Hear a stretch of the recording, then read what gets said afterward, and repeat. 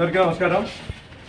నిన్న తెలుగుదేశం పార్టీ అధ్యక్షుల దగ్గర భారీగా వైఎస్ఆర్సీపీని వీడి తెలుగుదేశం పార్టీ తీర్థాన్ని పుచ్చుకొని చాలామంది పార్టీలోకి రావడం జరిగింది. అది బుచ్చిరెడ్డిపాలెం మండలంలో నుంచి కానివ్వండి, అలానే ఇందుకూరుపేట మండలం నుంచి కానివ్వండి, చాలామంది నాయకులు తెలుగుదేశం పార్టీలోకి రావడం జరిగింది. వాళ్ళని మా జాతీయ అధ్యక్షులు నారా చంద్రరెడ్డి గారు సాదరంగా పార్టీలోకి ఆహ్వానించారు. అయితే ఈ రోజున ప్రసన్న కుమార్ రెడ్డి గారికి పాపం ఆ న్యూస్ చూడగానే ఆయనకి గుండెల్లో తెలియని భయం మొదలైంది. అది మనకు క్లియర్గా తెలిసిపోతుంది ఆయన ప్రెస్ మీట్లో. ఫస్ట్ ఆయన స్టార్ట్ చేస్తూ ఆయన ఒక మాట అన్నాడు, అవినీతికి అలానే సంక్షేమానికి అభివృద్ధికి జరుగుతున్న యుద్ధం అని. కరెక్టే, అవినీతి వైఎస్ఆర్సీపీకి, సంక్షేమము అభివృద్ధి అందించిన తెలుగుదేశం పార్టీకి జరుగుతున్న యుద్ధమే ఇది. దాంట్లో ఎటువంటి సందేహం లేదు. అది మీ నోట్ల నుంచి వచ్చిన మాటే. దాన్ని నేనైతే తప్పు మాట్లాడలేదు.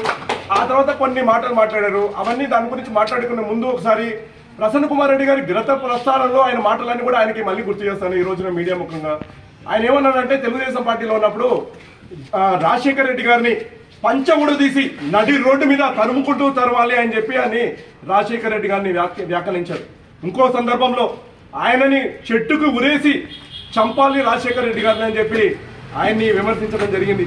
అలానే జగన్మోహన్ రెడ్డి గారి గురించి రౌడీ రాజకీయాలు చేస్తున్న వ్యక్తి, ఫ్యాక్షనిజాన్ని ప్రోత్సహిస్తున్న వ్యక్తిని, ఈ కడప రౌడీల్ని నడి రోడ్డు మీద తరుముకుంటూ గుడ్డలీడ్చి తరుముకుంటూ వెళ్ళాలని చెప్పి చెప్పడం జరిగింది. అయితే జగన్మోహన్ రెడ్డి గారు మీకు టికెట్ ఇచ్చేటప్పుడు ఇవన్నిటికీ సమాధానం చెప్పే మీకు టికెట్ ఇచ్చారా అని చెప్పి వాళ్ళు ప్రసన్న కుమార్ రెడ్డి గారిని అడుగుతున్నారు. అలానే మీ తెలుగుదేశం పార్టీ ఆ రోజున ఉన్న వ్యక్తి ఇవాళ ప్రెస్ మీట్లో కూడా ఏదో మాట్లాడాడు. అయితే ఆయన మీద మీ సాక్షి పేపర్లో, మీ సాక్షి టీవీ ఛానల్లో 400 కోట్ల రూపాయలు పెన్నా డెల్టా చైర్మన్గా కాజేసిన వ్యక్తి మీ పార్టీలో ఉన్నాడు, ఈయన అవినీతి చేశాడని చెప్పి ఆ రోజున మీరు కథనం వేయించారు, స్పెషల్ స్టోరీస్ వేయించారు. బాగుంది.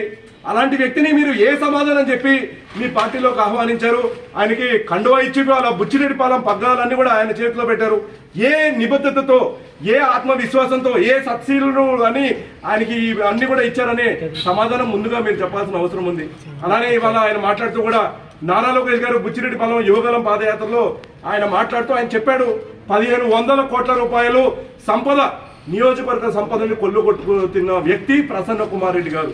ఆయన అనుచరులు, తమ్ముళ్ళుగా ఆయన పిలుచుకుంటున్న అనుచరులు ఎవరైతే ఉన్నారో, మండలానికి ఒక అనుచరులు ఆయన ఏర్పాటు చేసుకొని ఆయన ఇవాళ ఈ దందాలన్నీ కూడా చేపడుతున్నారు. ఒక పక్కన ఇసుక మాఫియా చేశాడు, గ్రావిల్ మాఫియా చేశాడు, కల్తీ మద్యం అమ్మాడు, ప్యాకెట్ క్లబ్బులు నిర్వహిస్తున్నాడు, గంజాయిని అమ్ముతున్నాడు.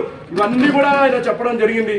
వాటిలో బ్యాంకులో కూడా అక్రమాలు జరిగాయని చెప్పన్నాడు. అయితే ఆ రోజు నువ్వు నా తమ్ముడు సూరా శ్రీనివాస్ రెడ్డి గారు ఎటువంటి అవినీతి లేని వ్యక్తి, ఇటువంటి ఈయన మీద క్లీన్ చిట్ ఇస్తున్నా నేను అని చెప్పి ప్రసన్న కుమార్ రెడ్డి గారు ఆ రోజు తడివి చెప్పి ఆ రోజున ప్రెస్ మీట్లో కూడా అందరూ కూడా చెప్పడం జరిగింది. అయితే నేను ఇవాళ అడుగుతున్నా, మీ పార్టీలో ఉన్నప్పుడు మంచి వ్యక్తి, మా పార్టీలోకి వచ్చిన తర్వాత ఆయన దుర్మార్గుడు అవుతాడా, ఆయన అవినీతి పరుడు అవుతాడా అని చెప్పి ఇవాళ ప్రసన్న కుమార్ రెడ్డి గారు ఆలోచించాల్సిన అవసరం ఉంది. ఇవాళ నువ్వు మాట్లాడుతూ ఒక బాధ, దుఃఖంతో, నీ లోపల భయం నీ మొహంలో కనిపిస్తుంది. మొహంలోనే, నీ ప్రెస్ మీట్లోనే ఈజీగా కనిపించేస్తుంది నీలో భయము, ఓడిపోతామనే భయాన్ని ప్రసన్న కుమార్ రెడ్డి గారి మొహంలో క్లియర్గా కనిపిస్తుంది.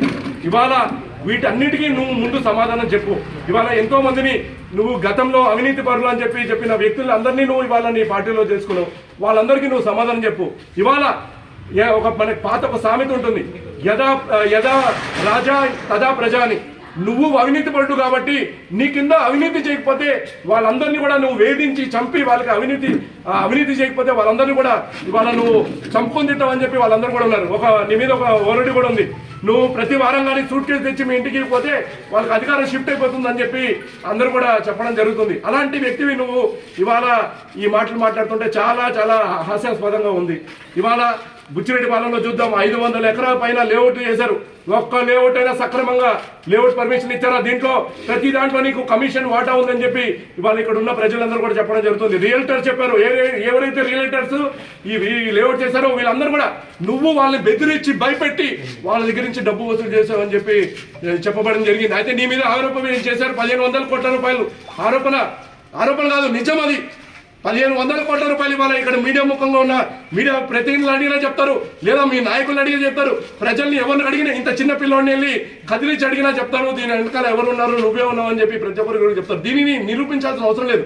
ఒకవేళ బ్యాంకులో ఏదో జరిగిందని మీరు అంటున్నారు, దాన్ని నిరూపించాల్సిన అవసరం నీకుంది. నువ్వు ఆల్రెడీ ఆడిట్ అంతా నేను చూశాను, మొత్తం అంతా బాగుంది, ఈయన క్లీన్ చిట్ గల వ్యక్తి అని చెప్పి ఇచ్చాడు. ఇప్పుడు ఆయన నీకు చేయాలనుకోవట్లేదు, తెలుగుదేశం పార్టీలోకి రావాలనుకుంటున్నాడు.